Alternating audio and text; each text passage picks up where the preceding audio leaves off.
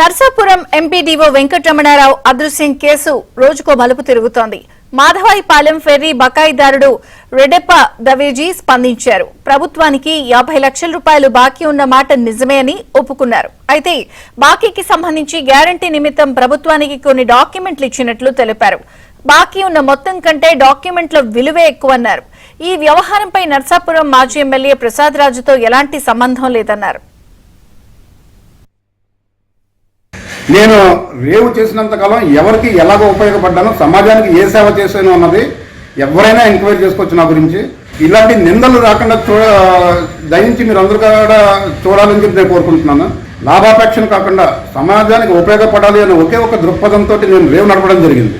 కాదా అంటే 53 లక్షలు బకాయి పడిపోయాను, అది కూడా నేను తీర్చేస్తానని చెప్పాను. దానికి కూడా సెక్యూరిటీగా నేను 100 రూపీస్ స్టాంప్ పేపర్ మీద సంతకం పెట్టించాను. నేను నా పంటి కూడా గవర్నమెంట్ స్వాధీనం చేసుకుంది. గవర్నమెంట్ అండర్లో ఉంది. 50 లక్షల రూపాయలు విలువ చేసే పంటి గవర్నమెంట్ చేతిలో ఉంది. ఇలా ఉన్నప్పుడు నా మీద నింద ఎలా వేయగలరు?